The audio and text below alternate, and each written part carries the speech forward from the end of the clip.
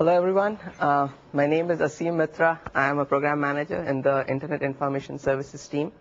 And today we'll be looking at the new security features that we have added in IIS 6, which makes the .NET the .NET server a very secure server. Before we do that, we'll also be answering the question, is IIS 5 a secure web server? I'll be taking around an hour's time, so the last 10-15 minutes we'll leave open for questions. If you have any questions, I'll take them in the end. It was unfortunate that Code Red and Nimda hit many of our customers hard. We have heard you loud and clear. We know that your businesses were affected, and let me assure you that you are very valuable to us, and we are working really hard to ensure that these things do not occur in the future. So we went back into analysis mode and we tried to understand what went wrong. Why did it happen? So we learned a couple of things.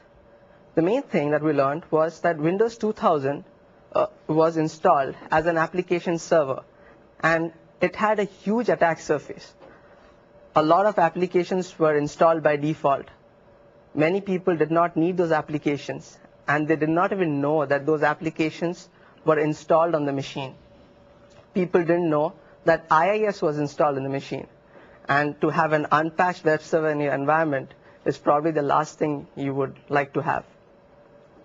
Windows 2000 also had a lot of soft defaults.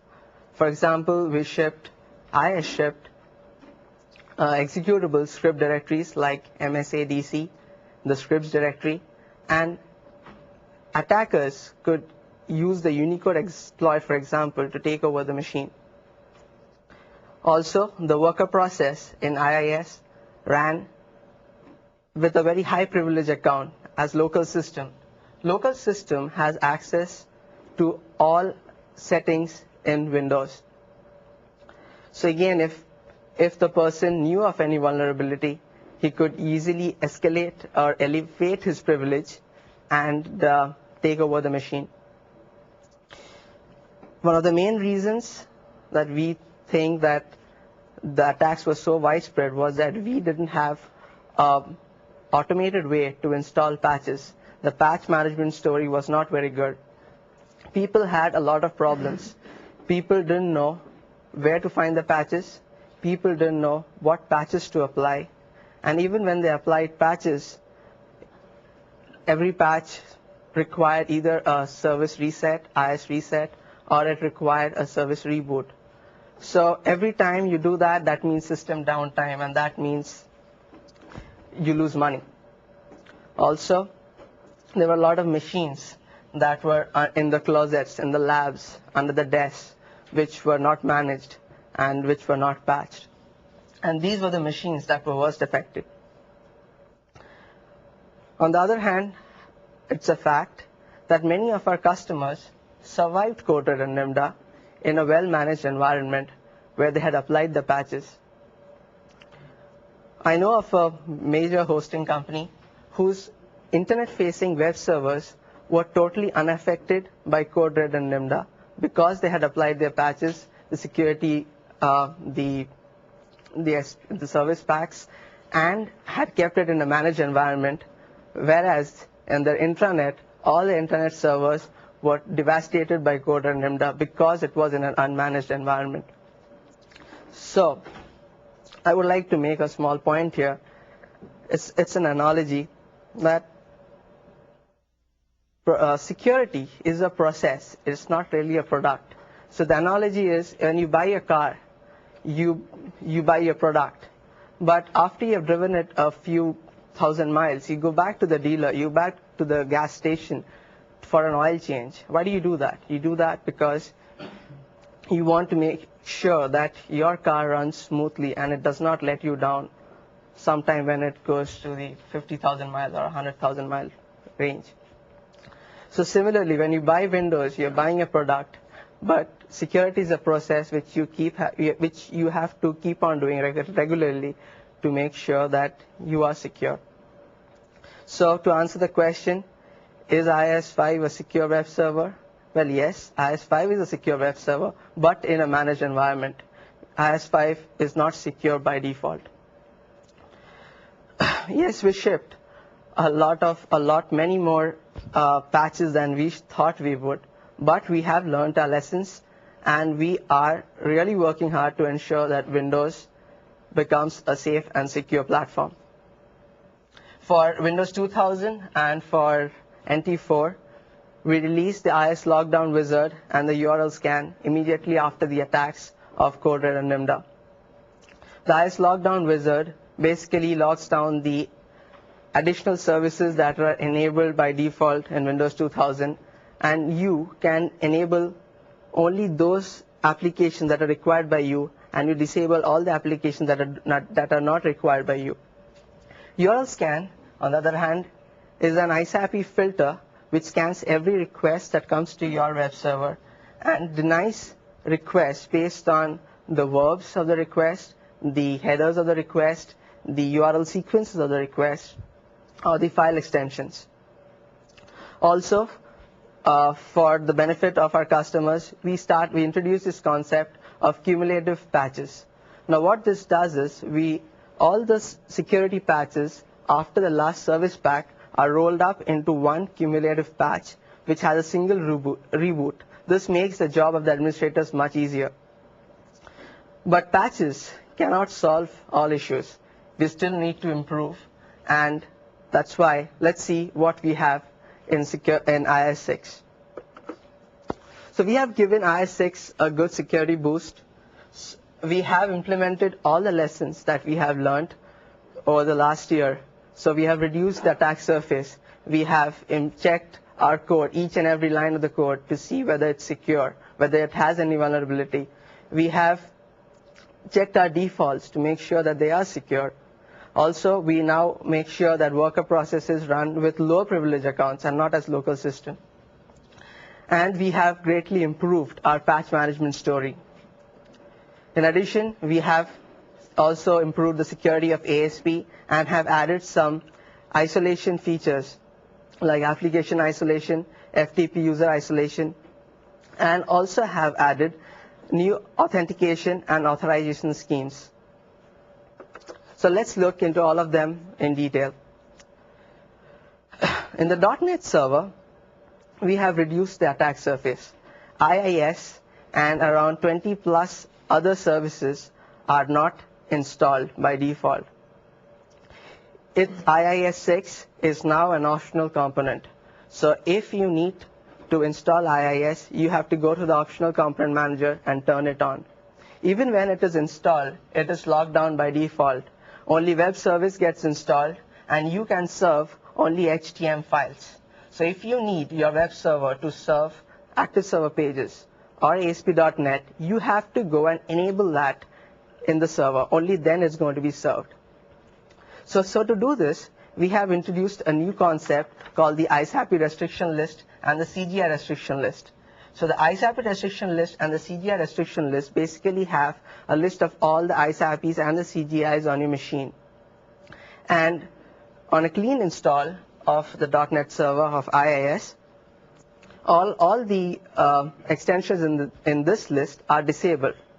Whereas on an upgrade, if you have any ISAPI or CGI enabled, that remains as enabled on an upgrade, but anything else other than that remains disabled. We have also introduced a new thing called the template-based feature activation wizard. Why this is important?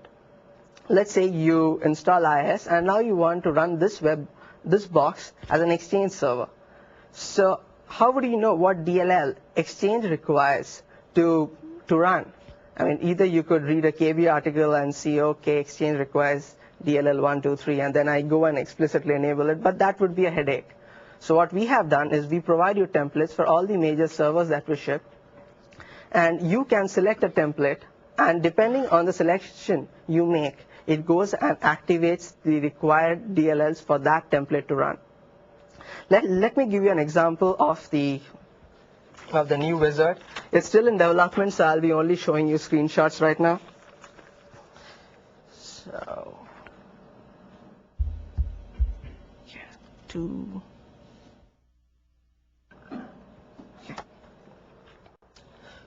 So when you install your .NET server, the configure your server wizard comes up, and there you're given the option of to choose the way you would like to configure your server. And when you choose web server, while the components are being installed, it pops up the screen, welcome to the IIS software application wizard or the feature activation wizard. So when you click on next, you get a list of all the templates, and you can choose any one of them or multiple combinations of them as you would like your web server to run. So for example, we have out here BizTalk server, Commerce server, Exchange 2000, proxy server. You can choose whichever you want. But then you might want to see what DLLs get enabled when you select a particular template. So what you do is you highlight a particular template, and you click on the details button shown towards the lower end on the right hand side of the box. If you click on it, it gives you the list of DLLs that the ISAPs that get enabled by that template. Once you have made your selection, you click on the next button. When you do that, before it applies the changes and before it enables the ISAP extensions and the CGIs, it shows you the list of the things it will be activating. For example, it shows that all file extensions will be enabled. It shows that active server pages is going to be enabled. Probably your setting requires ASP.NET too. It shows that too. Once you're sure that, yeah, these are the ISAP extensions or CGIs that I'm ready to enable, I click on next. It goes and enables those ISAP applications or CGIs for you, and it completes the wizard. But what happens if you have your own customized application which requires you to enable a few DLLs? You can also create your own template. All you need to do is create a template and drop it in the template directory. So this is how a sample template would look like. I've given an example of an ASP applications template. A template basically has 4 sections: the info section, the ISAP section, the CGI section, and the file extension section. The info section is basically used to show you on the wizard what's the label and what's the description of the template. So you write down ASP application description. It allows ASP applications to run. In the ISAP section, you write down a list of all the ISAPs you would like to be enabled. Similarly for the CGI section. In the file extension section, right now we say it's all. So basically this is going to enable all the file extensions. If you want only a few file extensions to be enabled, like for example HTML and GIF, JPEG, you can just say that. The remaining will be disabled. Or you might want to say that I want to disable enable everything, but disable just .config files. So this is how you work on the template. So in addition to the wizard, we also thought that it would be helpful to the advanced administrators to have something in the MMC.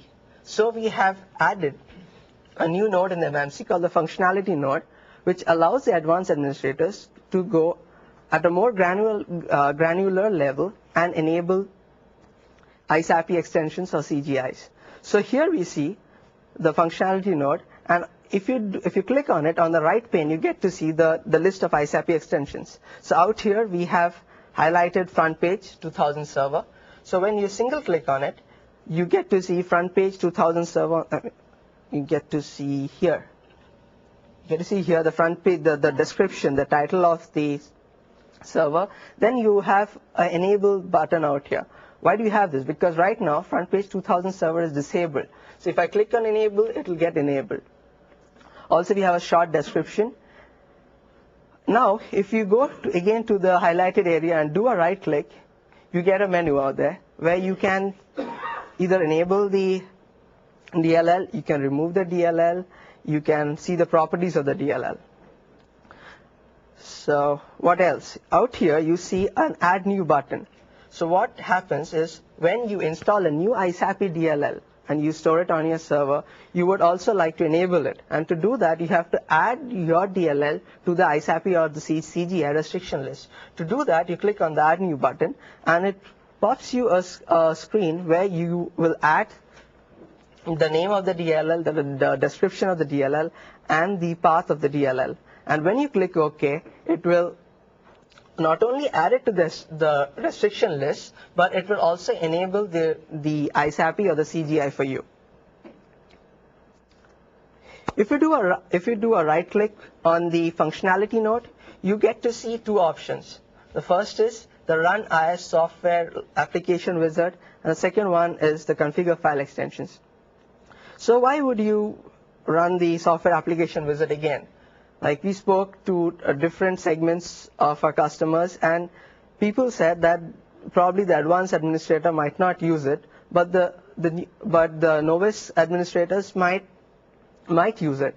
So let me give you a scenario where this can be put to good use. Like, there is one web server which you have been running as an Exchange box, and now you decide that you want to move the Exchange box to some other web server and run this box as a front page server. So what do you do now? You run this wizard again. It disables all the functionalities that were required by Exchange and turns on the functionality which will be required by front page. So what you're doing out here, you're making sure that your attack surface remains as small as possible. You enable only the functionality which is required by you, nothing more. If you click on the Configure File Extensions, you come to the page where you are allowed to configure which file extensions you want enabled, which file extensions you want the web server to serve. And as I said earlier, you can either disable all applications and just enable all extensions and just enable a few, or you could enable all the extensions and just disable a few. Okay, coming back to the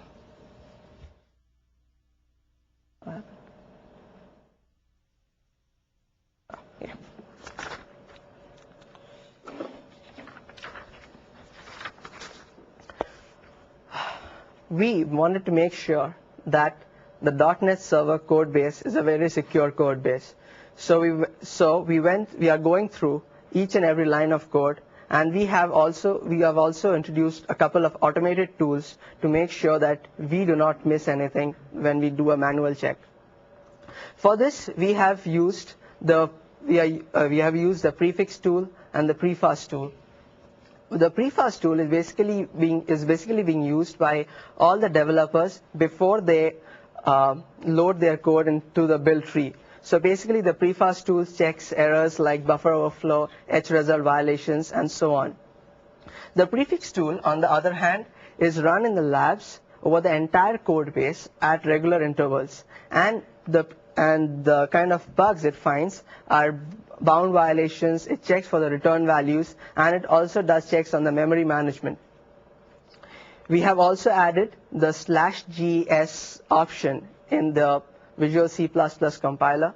What this does is this adds a canary to the stack. So before the return address is executed, it checks whether the canary has been tampered with by anyone. Was there a buffer overflow? So if it finds that the canary has been untouched, it continues with the processing. But if it finds that the canary has changed, it exits the process. But then you might say, if it exits the process, I can see a denial of service attack there. But then what do you think is better, a denial of service attack or a hacker taking over your machine? And again, from the denial of service point of view, with the new architecture in IIS, if a process keeps on crashing at regular intervals, let's say 5 times in 10 minutes, it enables a rapid fail protection feature. So what it does, it shuts down that application pool and lets the administrator know that there is something wrong with this process. Why don't you go and check out? Also, we have revised the canonicalization in IIS 6. Earlier, in the earlier versions of IIS, let me give an example what used to happen out there. Did you know that bar.asp is same as bar.asp dot is same as bar.asp : $data. They're all various streams for the same file, which NTFS uses to open the same file. So if I make a request for www.foo.com bar.asp, what happens is IIS scans the request and it searches for the extension. It finds .asp extension out there. It finds that, and then it says, okay, so then it checks in the script map. In the script map, it finds that .asp files are mapped to the handler asp.dll, and it hands over the request to asp.dll. ASP.dll does the processing and sends a response back. Now what happens when a request comes for bar.asp dot? IIS again scans it, finds that the extension is .asp dot. It again checks the script map and finds that there aren't any DLLs mapped to it, so it hands it over to the static file handler. So what the static file handler does, it goes and calls the create file command. So the create file command is basically used for opening a file in NTFS. Now NTFS is smart and it understands that bar.asp dot is same as bar.asp. So it opens the file bar.asp, takes the contents and passes it to the static file handler, and the static file handler passes those contents to the client. So the client now gets to see your application code. Your intellectual property is visible. So this has been turned off in IIS 6.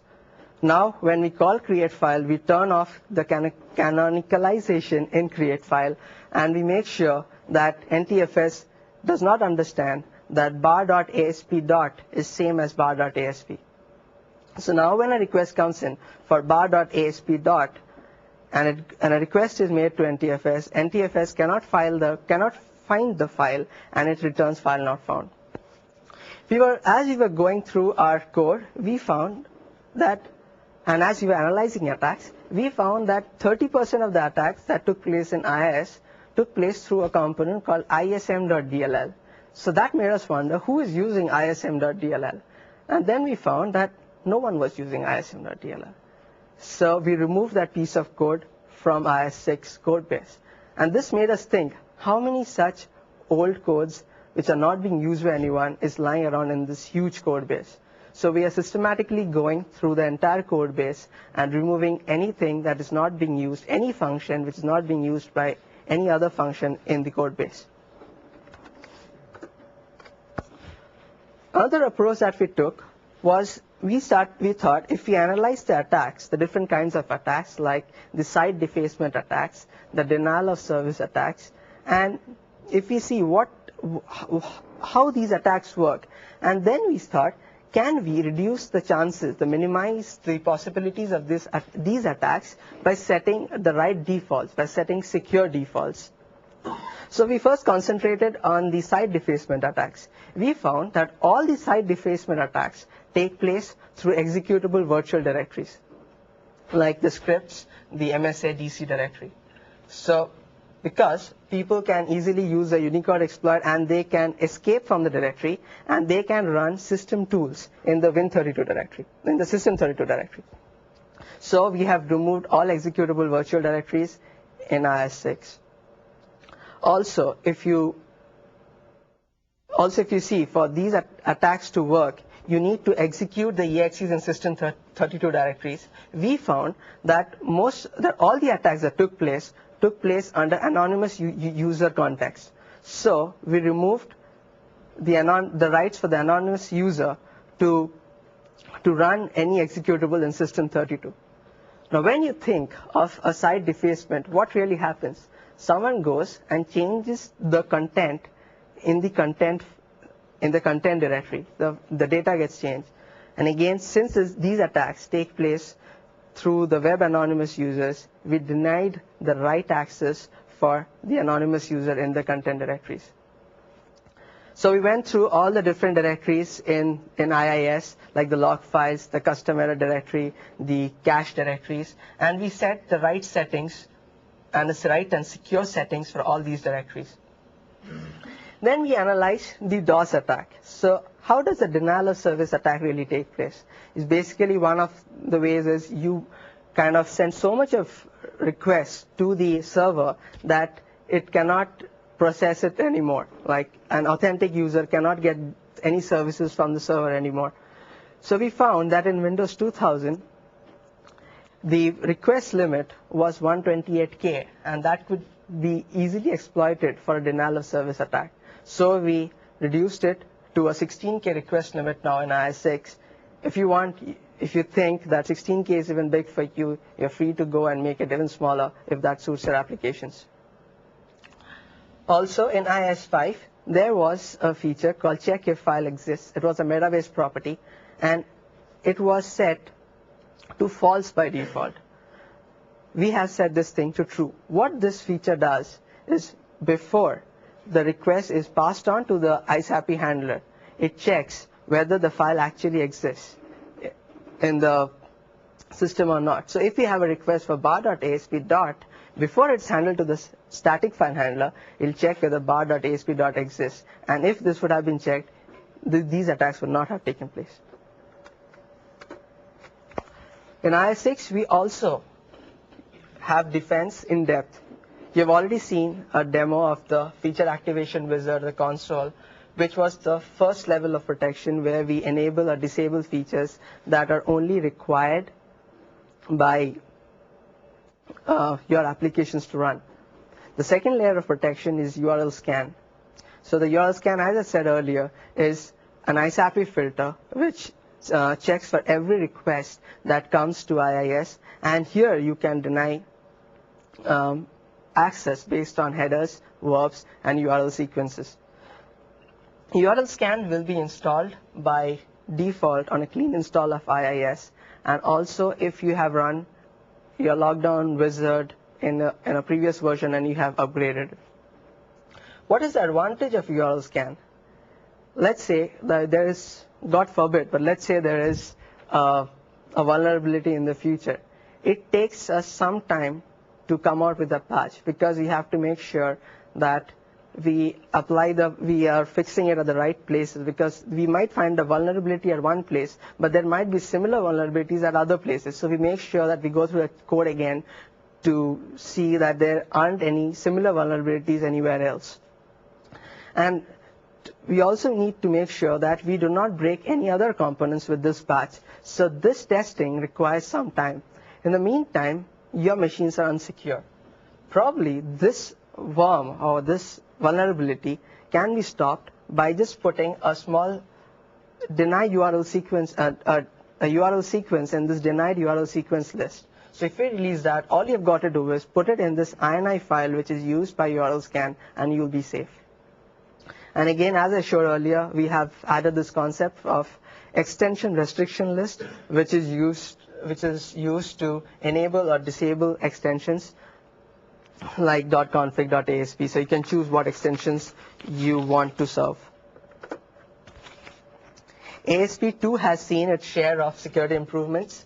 We have solved the F5 attack. The F5 attack is a very simple attack, but it was a very difficult problem for us to solve. So what happens is when you make a request from your client browser to the server, the request comes, an ASP request, the request comes into the server, it sits in the ASP queue. The ASP engine picks up the request from the queue, processes it, and then sends a response back. What happens when I press F5? When I press F5, the previous request gets disconnected and a new request is sent. So while the ASP engine was processing it, a new request comes and sits, and when the ASP engine has finished processing it and wants to send the response back, it finds that the process is disconnected. What happens if I keep on pressing the F5 button, or I just keep a rock on that F5 button? I send a series of disconnected requests to the server. Now the rate at which these disconnected requests are going to the server is much more than the rate at which the ASP script engine can process the request. So very soon the ASP queue is full, and a legitimate user cannot use the services of the server, because when he makes a request, he gets the message back, server too busy. We have fixed this bug or this attack in IIS 6. Also, we have solved the problem of hang detection, because we have solved the problem of hanging. Many times there were applications which used to get hang, and the administrator did not know for a long time that the applications have got hung, and it used to affect other applications too. So what we have done now is ASP now can detect that it is in a bad state, that it is in an unhealthy state, that probably some kind of attack is going on, and it can tell the worker process which is running it that I'm not healthy, please recycle me. So if health monitoring is enabled, the worker process gets enabled, and ASP starts running again. This calculation is basically done, it's a complex algorithm which uses the size of the queue, the number of requests in the queue, the number of threads that can be spawned, how many threads have been spawned, how many of them are hung, and using that, this calculation is done, and on the basis of that, it decides whether it should ask for a recycle or not. For ASP2, we checked whether we had secure defaults. So we reduced the response buffer limit to 4 MB per applications. So the moment the response buffer is full for our application, the moment it hits the 4 MB mark, we flush it out, we send the data back to the client, and again, the additional part comes again in the same buffer. Also, we have set the ASP-enabled path metabase property to false. It was set to true in earlier versions of the OS and earlier versions of IIS. No, it's not in 5.1, but 5 and 4. What this does is it allows an ASP application to escape from its relative directly, so it can traverse up the directory chain. So this again is a security vulnerability. So we have fixed that default.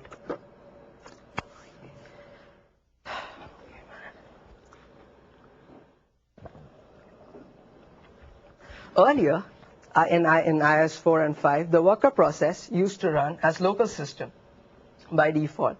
And as I said, local system is a very powerful account. It has access rights to everything in Windows. So now we run the worker processes as with lower privilege accounts, which do not have that much privilege rights as local system. So we have created some new accounts like network service and local service. While local system had 22 privileges, including TCP, which was one of the most powerful privileges, network service has only 5 privileges, whereas local service has only 3. The main distinction, if you notice, between network service and local system is that local system belongs to the administrators group, whereas network service belongs to the user group. But if you feel that you probably need more privileges than network service, but less privileges than local system, we now allow you to configure the worker process such that you can make it run with your own identity. So let me give you an example. I'll give you an example later on to a demo.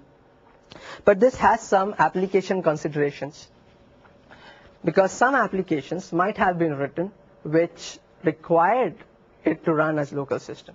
So you need to go back and see whether there are any applications that require local system and make changes in the code. The .NET server will be providing APIs to make sure that this can be done. Also, in the .NET server, digest authentication ships with 2 implementations. The one which is installed by default is the .NET version of digest authentication, which if you use, you can run your worker process as network service, but the only limitation, or probably for the short time, is that it requires a .NET domain controller to run. Because now we have moved the functionality from IIS to the .NET, the DC area. But if you want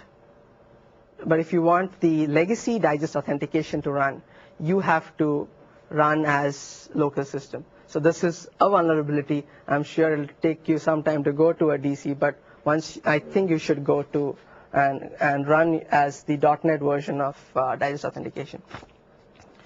So let me give you a demo now. To take this one. Okay.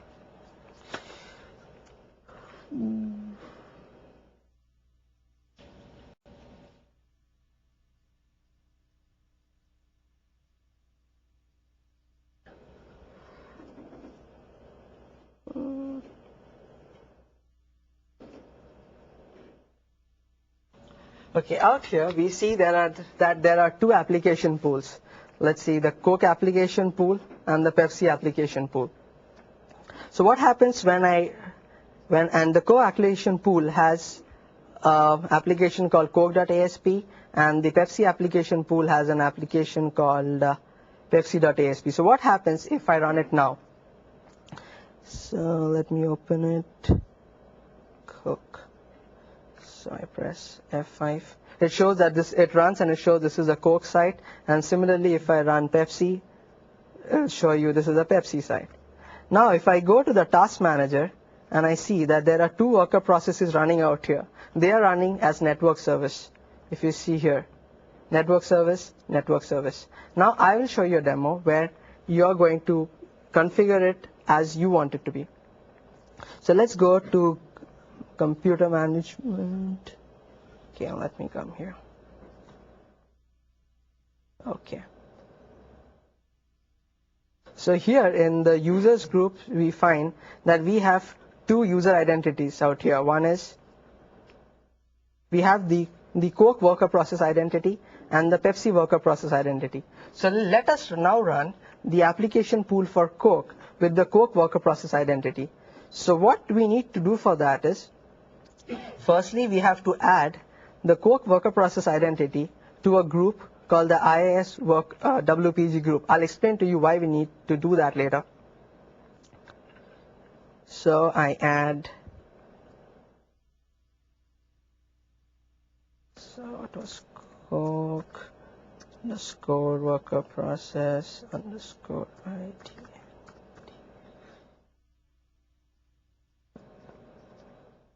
So I apply that and I'm done.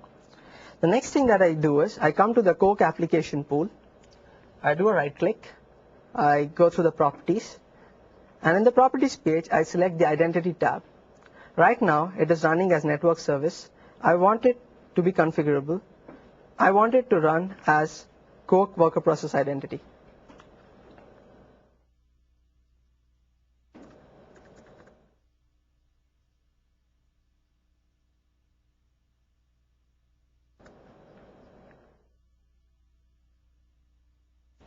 Once I have done that, I click OK.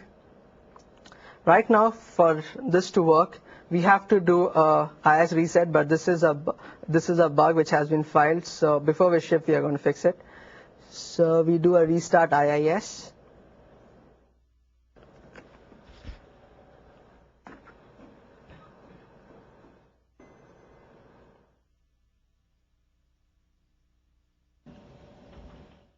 Okay, we are done. So now let me run the two sites again. So Pepsi.asp and where's Coke? Coke.asp. I do an F5. Now let me go back to the task manager and see what they're running as. So here you see that one worker process is running as Coke underscore worker process underscore identity, whereas the other one, let me see.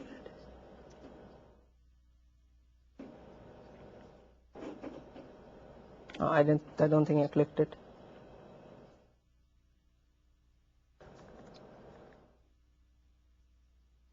Should be running as network service. I don't know where it's gone. So basically, you have now configured a worker process to run with your own configurable identity, which is the Coke worker process identity. So coming back to the slideshow.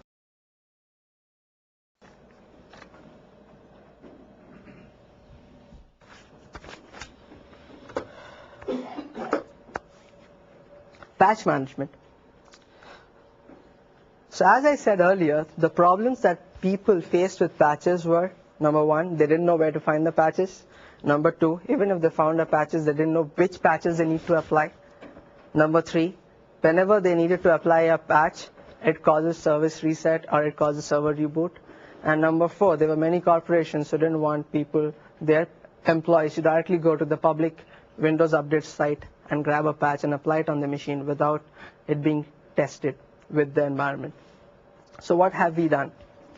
We have, in IIS 6, with the new architecture model, we have got this new feature where you can install patches without any service interruptions. Most of the patches come in this category. So what happens is when you drop a security package in, it immediately calls for an application pool recycle, And what this does is the worker process picks up the new DLL, and when it recycles and when it runs again, it picks up the new DLL and runs. And so you are applying a patch without any service interruption. The user does not even know that a recycle took place and that you applied a patch. Auto Update team is working really hard to make sure that the .NET server has a good patch management policy. Right now they are going to provide us with 4 options. And the first one is notify me whenever there is a patch. You don't download it, you just tell me that there is a patch available and where I should go to get that patch. The second option is you download the patch and tell me that you have downloaded it and I'll install it at the time I want to do it. You don't install it for me. The third option is scheduled install. What happens out here is Auto Update will download the patch for you and will install the patch at a time decided by the administrator. So if I'm an administrator, get to decide when I want to install the patch. For example, I might have a policy that every 4th Saturday in a month, I pull this machine out of the internet, and that's when I apply my patches, or I have a planned system downtime. So I can say that on Saturday at 2 o'clock in the night, I want you to apply the patch. Auto Update will apply the patch for you then. And the fourth option is immediate install. It's still not yet implemented. It's still in design. So what happens here is it uses the IIS patches which do not require service interruption, and it goes and it will install the patch on your machine the moment it is downloaded. Now, not all patches are going to be installed through immediate install. Patches which are most critical, the most critical security patches. Secondly, patches which do not cause any service interruption. And third, patches which will not break any third-party application, something which is totally internal to our worker processes. But if there is even if you enable immediate install, if there is a patch which has even a remote chance of a service reset or affecting any third-party application, it is going to be downloaded and it's going to be installed as per scheduled install, where the administrator decides when he wants to install it.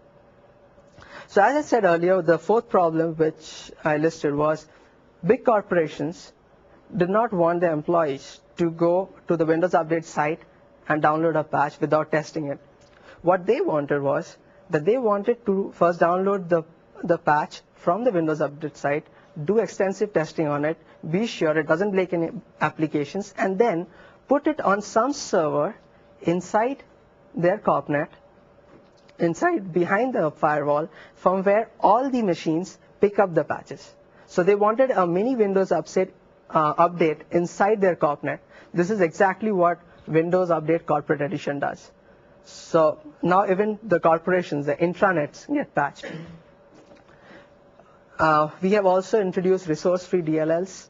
What this is earlier we had all the localization resources attached with the actual implementation of the DLL, and this increased our turnaround time for patches. So what we have done is we have isolated the resources, and our turnaround time has decreased a lot. IIS 6, because again of its new worker process, provides a lot of security through isolation. It provides true isolation, sandboxing, and quality of service. We'll be looking into that a little later. Also, it provides total FTP user isolation. Even that is covered in a later slide. One thing that hosters generally want to do is they want to store their content in a file server on a different machine, which is not on the same machine as the web server. So for this, it generally requires delegation. Earlier, delegation did not work on all protocols. Now delegation works across all authentication protocols. Also, we have additional security through constrained delegation. What this means is that you can choose which services you want to use this delegation. Like I can say the HTTP service only should use delegation. I don't want FTP service to use delegations. This is constrained delegation. So application isolation. Out here, the worker processes can now be confined to the root directory through ACLs. So what does this mean? So continuing with the example of the Coke and the Pepsi website, I can now create for the Coke application pool, I can make the worker process run as, let's say, the Coke base identity, and also say that the anonymous users will run under Coke anonymous. Similarly, for Pepsi, it can run, the worker process can run as Pepsi base identity, and the anonymous can be Pepsi anonymous. So what this does is, now, if you ACL the contents right, if you ACL the folders right, the Pepsi folder is ACLed so such that it only allows access to Pepsi anonymous and Pepsi worker process identity, then whatever application Coke keeps in its website, it cannot access the stuff in the Pepsi directory because they are ACLed. So you are basically achieving total isolation. Remember earlier in the demo I said when you have your own configurable worker process identity, you have to move it to a group called the IIS worker process group. Now what this means? Since out here we say that you have to ACL the directories, it is not possible for everyone to know what directories I need to ACL for my worker process to run, because I need to access the metabase, I need to access the registry, I need to access the cache directories. So what are the right settings? What are the right ACLs? So for that, we have created this IIS WPG group, which has the right settings. All you need to do is drop the worker process, the identity into this group, and everything will work fine. Drink some water.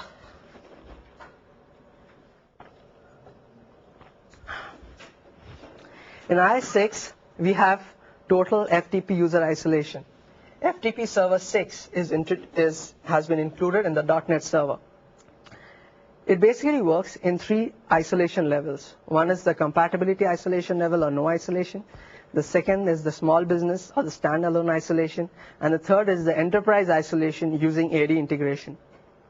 The compatibility isolation level or no isolation is same as it was earlier with FTP 5.1. So here, under the FTP root folder, a user can have different home directories, but they are not really isolated from each other. So a user A can peek into the home directory of user B.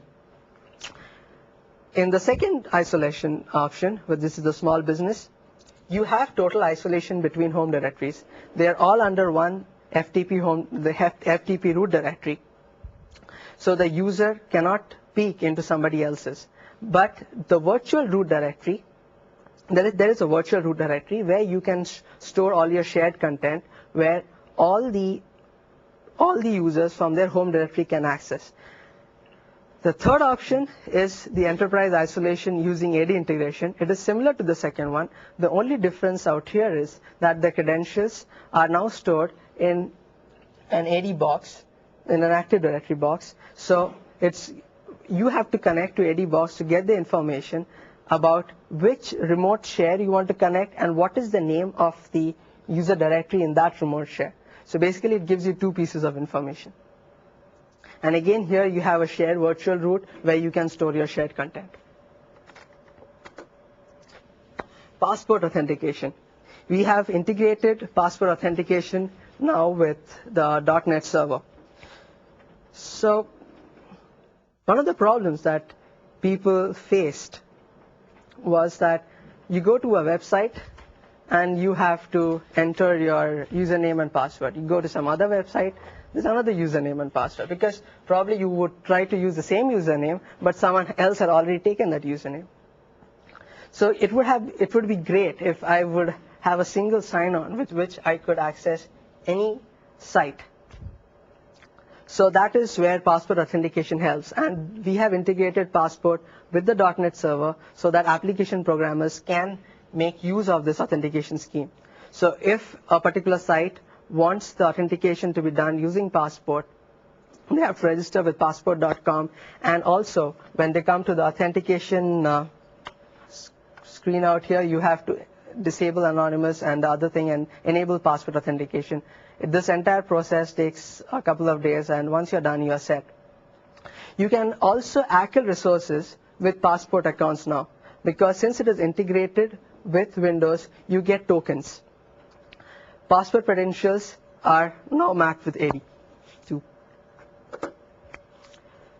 When we were analyzing the .NET Server platform, we found that we did not have any authorization model which made it easier for application developers. We found that the ACLs are too static. They are too object-driven. And what people really want now are business applications which are task-based. I can decide I should be able to authorize based on business rules. So that's why we implemented the URL authorization process, and which we call the .NET authorization framework. So what happens here is when a client makes a request, the request comes over the internet, it comes into IIS, so we first apply the metadata, we do the necessary authentication, whichever you have selected, and then before it is routed to the handler which is going to handle it, so if you make an ASP request, before it goes to ASP.dll for processing the request, we redirect it to the .NET authorization framework. So what this does is it then checks the request against business rules. So it checks the user credentials against some business rules, and if all the criteria of the business rule are satisfied, it transfers control to the handler which is going to serve out the file extension you have requested. But if any of these conditions are not met, access is denied. Let me give an example. For example, there is some financial spreadsheet, and different people in the organization might get to see different parts of it. For example, if it's a VP, he might get to see the entire spreadsheet, but if it's a middle-level manager, probably should get to see only a part of it, not all the details. And if it's an intern, he should not get to see any part of it. So the user logs in, the user makes a request, we check the credentials, yes, he has the right credentials, and then it goes to the authorization framework and we check, does this person have rights to see it? Yes. Okay, how much does he get to see? What is his designation? He's a VP. Oh, he gets to see everything. So I make a change in the URL and I send the changed URL now to ASP.dll, and ASP.dll now does the processing based on that. Similarly, when a middle-level manager comes in, the request comes in, I again check what his rights are, and based on that, I again change the URL, and I'm sending it to the handler again. So what we do internally in IIS is we have added something called the wildcard script maps. What this thing does is when it goes to the script map, before it goes to the script map part where it checks that ASP is mapped to ASP.dll, it checks whether any wildcard script mappings have been done. So the wildcard script mappings are basically DLLs which have the absolute right of processing before they handle to any handler. So that feature is used in the .NET authorization framework.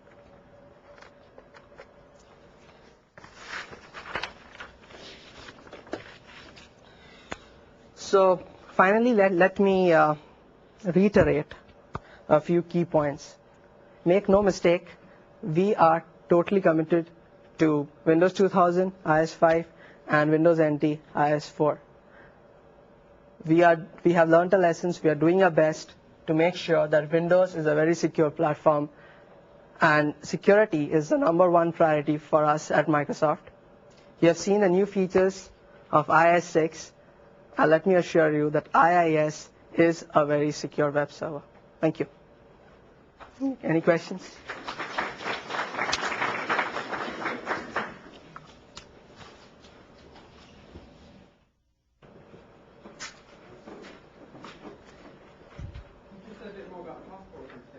Yeah. Oh, sure. So what happens is when you make a request from your client to your web server, if that site supports Passport, it sends you a redirect for the Passport sign-on page. So it basically what it does, it encodes the site ID for that site, the site unique ID which has been given to them by passport.com, and sends the return URL, which is basically the URL which you have requested for, and sends that encrypted to passport.com. Now, passport.com then sends you the sign-on page. It sends the client. The client then enters his credentials, and again it is sent back to passport.com where the actual validation, authentication is done. Once that authentication is done, passport.com will drop a few cookies which enlists the profile of the user and that it has been authenticated, and it sends an encrypted key. It sends basically a PUID, which is called the passport user identifier. Now this encrypted key, this thing is encrypted and is sent back to the site which you requested because it knows the return URL. Now then this URL sees that this is a valid client and allows you in. If you want, you can go to the passport.com site, and there is a link which tells you how it works in great detail with all diagrams and also.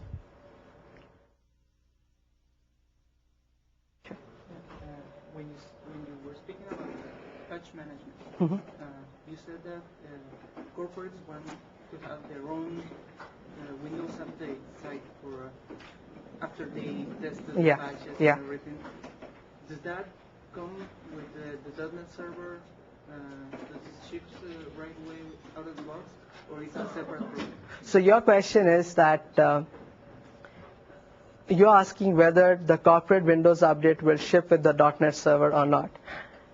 I am not very sure as to how it's going to ship. It's in development right now, but if you leave me your information, I can get back to you. I'll speak to the marketing guys and I'll get back to you. But it's definitely going to be working with the .NET server. So that URL scan is enabled by default in IIS 6. Okay. Yeah, it's going to be installed by default. It won't be running by default. It won't be running. Yeah. So it's again a design issue which we are working on right now because we are in RC1 phase right now. So we'll be doing performance tests, and we have not yet come to the final decision. I don't know what it's going to be at the end when we ship. But right now, as a security PM, I feel it should be there, but our performance experts say like it might cause 1 or 2% hit because it's a filter. What I was going to raise is that I mean, cases that I've done on home production service with the first version of URLs, so a substantial. Yeah. So right now, I think if we draw a compromise, we probably might just install it on the machine, and it's going to have let's say a clean INI file because there aren't any vulnerabilities in the .NET server. So if in case in the future there is a vulnerability, we probably might set a flag to enable it. So right now, yeah, it's a decision which we have to take, but most probably it's just going to be installed, not enabled. What about tools for, I mean, it's fairly easy to script anyway, but for those who don't or want to put this into operation quickly, what about tools for enabling URL scan across a whole server farm or a large number of servers? So your suggestion is like, are we working on some tools to enable it? Yep, maybe just command line tools to enable it remotely on a whole set of servers. Very useful. Yeah, so I'll take it back to the team. Thanks. Any other questions? Okay, thank you.